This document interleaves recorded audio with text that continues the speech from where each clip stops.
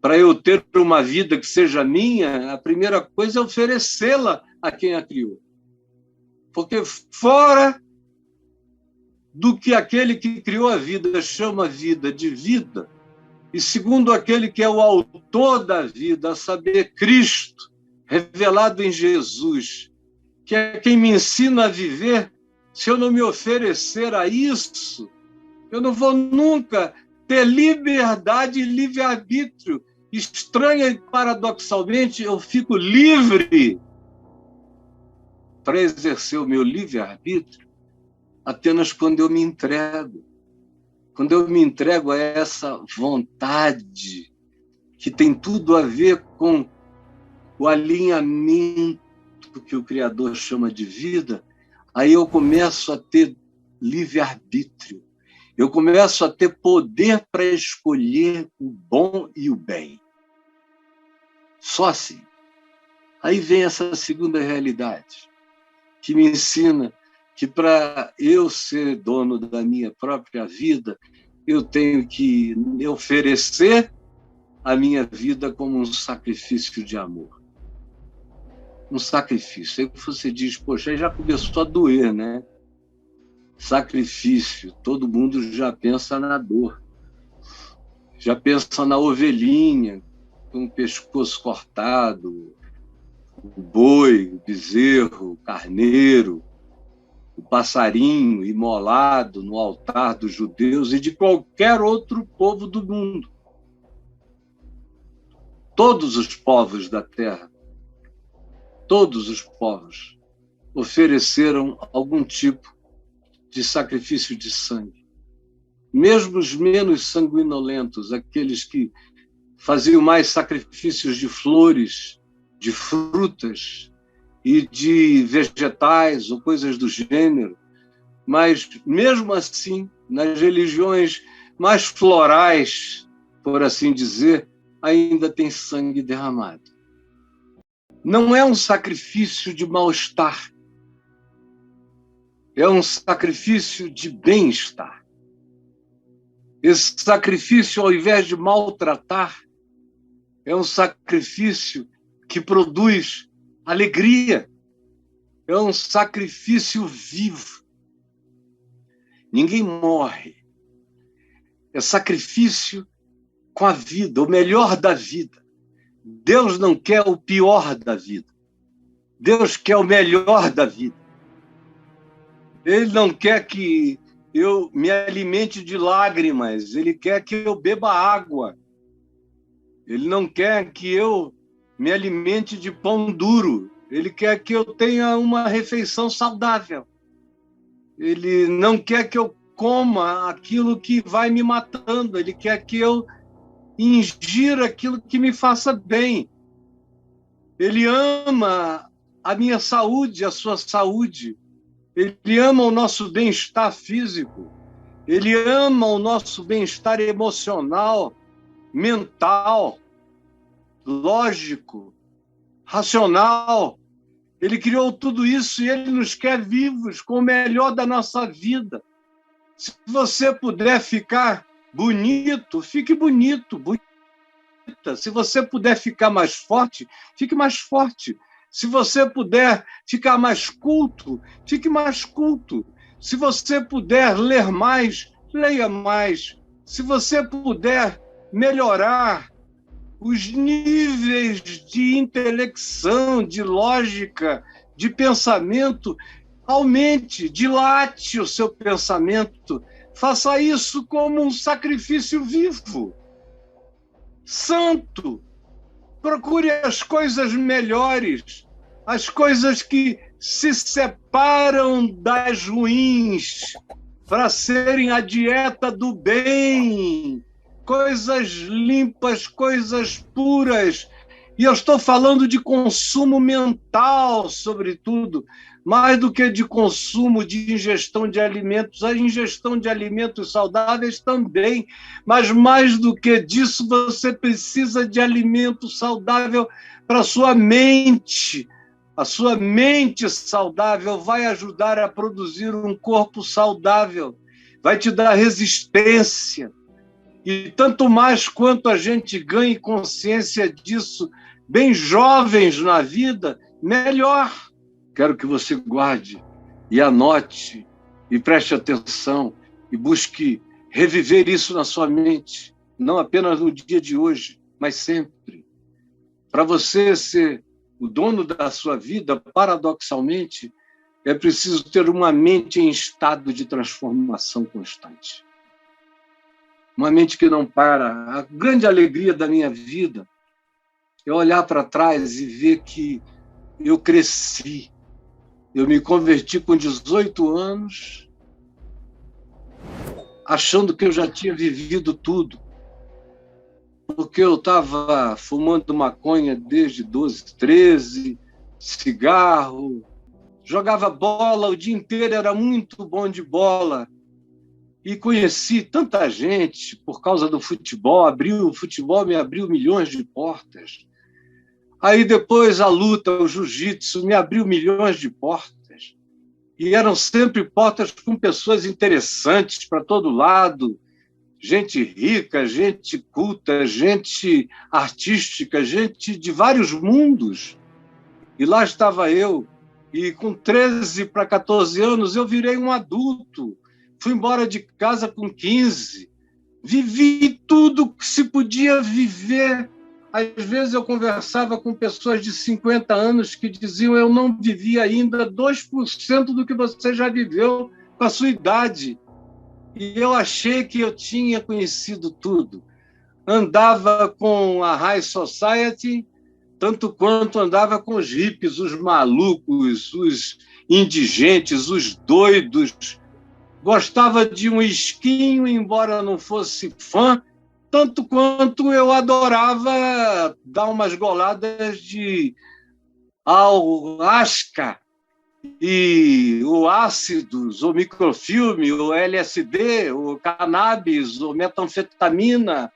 Foi quando eu comecei a ter meu coração disparado, aquilo quase me mata. Mais de uma vez, eu achei que sabia, achei que entendia. Aí me converti. Aí dei alguns passos atrás, porque para me converter eu tinha que negar um monte de coisas que eu não negava na minha mente, que eu não via nada demais, mas eu tive que negar para poder ser crente. Eu tinha tropeçado no tesouro de grande valor, no campo, aí tive que comprar o campo inteiro para tomar posse do tesouro, e o campo inteiro era ficar dentro da igreja com todos os preços que ela coloca em tudo que não tem valor. E eu fiz isso há alguns anos, até que eu comecei a olhar e ver, enxergar e dizer: meu Deus, tem um monte de coisas que eu faço, supostamente por amor a Jesus, mas que é só em obediência à religião. E eu comecei a deixar essas coisas todas de lado já no início dos anos 80. Nos anos 70, eu vivi 8 anos, uma vida muito aferrada a algumas coisas que de 82, 83 para frente eu fui deixando para trás. Não, isso não é, isso não é. E quanto mais eu fui vivendo, mais eu fui abrindo, como quem abre dentro d'água um canavial que impede você de ver a totalidade do rio, das águas. Eu fui abrindo, fui indo adiante, fui passando, e todo dia eu continuo tirando. Lá no Amazonas, esse capim grande que cresce se chama canarana. Fui tirando a canarana, que corta muito a gente também, para ir passando, entrando na água até avistar a lâmina d'água límpida para nadar na água pura do Evangelho do Reino de Deus. E todo dia eu cresço mais.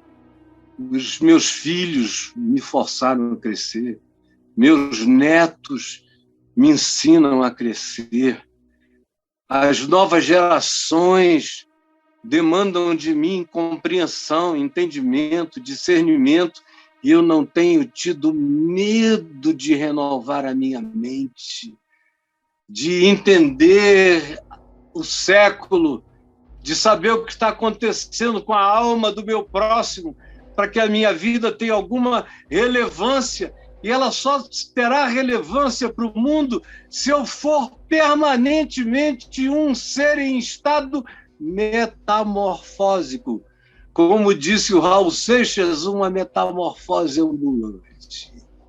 É assim que é o Evangelho, é uma metamorfose ambulante, é uma mente em estado de transformação todo dia, que nunca se dá por arrependida, nunca se dá por metanoia inteira, está sempre em processo de mudança, de observação, de reinstalação no ser, de reconfiguração de algumas ideias, tudo em torno do fundamento dos software radical, que é o Evangelho de Jesus, em torno do que todas as coisas têm que encontrar a sua transformação. As coisas é que têm que se conformar ao Evangelho, e não eu as coisas. Eu tenho que me deixar transformar. Eu não perdoava, tenho que aprender a perdoar. Tem gente que diz, eu tenho esse temperamento horroroso. Problema, então deixe de ter. Deixe de ter. Não tem desculpa. Deixe de ter. Eu também tinha vontade, às vezes, de quebrar todinho. Quebrei muita gente. Deixei de ter. A gente pode deixar de ter. Não há nada em nós que não possa ser mudado ou transformado. Se a gente colocar a mente, se a gente submeter o processo mental a essa transformação. Mas tem que haver essa disposição mental de abrir os pacotes e ver o que é e o que não é, o que é evangelho e o que é só regimento humano que aprisiona a vida. Você tem que ter, eu também, um estado de paz perene. Paz perene. A minha mente e o meu ser só aproveitam a liberdade, segundo o Evangelho, em estado de pacificação. Para que façam isso tudo, e a pergunta é para quê? Para que experimenteis o melhor. Para que experimenteis o melhor. Transformai-vos pela renovação da vossa mente, para que experimenteis. Não é para que aprendais. Não é um curso de teologia onde você sai sabendo dizer isso e até recitar no grego, mas não experimentou. Não experimentou. Entre um homem que sabe esse texto do grego, ou uma mulher, que pode dar aula da letra e até da compreensão do que eu estou dizendo aqui, mas que nunca experimentou, eu prefiro um analfabeto, que não saiba nem ler em português, mas ao ouvir tem entendido, guardado e praticado. Porque o Evangelho só é verdade na vida daquele que o pratica. Se você não pratica o Evangelho, não há Evangelho para você, mesmo que você seja professor de Novo Testamento, não há Evangelho em você. Tem que ser experiencial. E não é de vez em quando. Tem que tomar conta de você, das suas células todas, do seu sangue, do seu sistema nervoso, das suas sinapses neurais, das suas decisões que viram também condicionamentos psicológicos. Você tem que aprender a condicionar a sua vida a esse projeto de transformação contínua e crescente. E aí você prova o melhor de Deus. Experimenta qual seja a boa, agradável e perfeita vontade de Deus.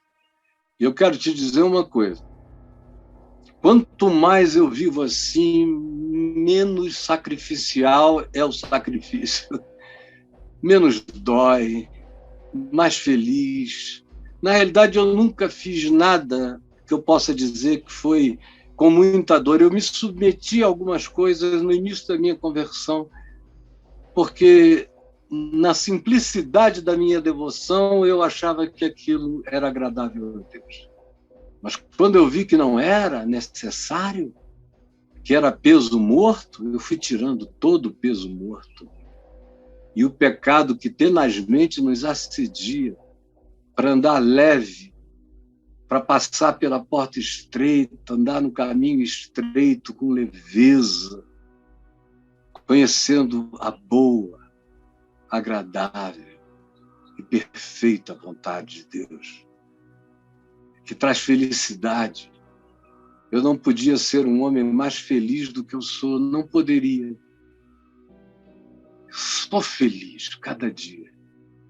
E quem me conhece sabe que não é papo furado. Eu não sou um cara gargalhante, mas eu sou habitado por uma felicidade, uma paz feliz, uma gratidão feliz e uma fé resistente e feliz. A boa, agradável e perfeita vontade de Deus. O que nos leva a concluir com uma sexta realidade que eu quero que você guarde para você no coração. Este é o sentido de viver para Deus. É viver na prática desse culto racional. Como diz aqui, este é o vosso culto racional. Este é o vosso culto racional. É esse tipo de vida que se entrega ao processo, que não resiste, que se entrega, que aceita o paradoxo de que eu serei livre se eu me entregar, que acolhe o Evangelho e escolhe para ser uma atitude mental, emocional e virar comportamento, para se transformar em experiência que deságua na paz, na boa, agradável e perfeita vontade de Deus. Isso é a lógica do Evangelho. Esse é o culto racional. Ou seja, essa é a lógica de crer em Deus. Essa é a lógica de ser de Jesus. Essa é a lógica de obedecer o Evangelho. Se essa lógica não estiver presente, se essa sinapse não estiver feita, você decora isso, como a maioria que está me ouvindo sabe de cor, mas não sabe o que é isso, porque nunca provou, nunca experimentou uma vida sem culpa, uma vida sem medo, uma vida ousada, ao mesmo tempo que é quebrantada, uma vida dilatada, ao mesmo tempo em que se simplifica cada vez mais, uma vida amorosa, ao mesmo tempo em que é cheia de discernimento sobre o bem e o mal, uma vida que não se conforma com esse aeon, com este século, porque se transforma todos os dias, segundo a mente de Cristo. E aí pratica a racionalidade, a lógica do culto a Deus, da vida com Deus, da existência em Deus, da experiência legítima do Evangelho.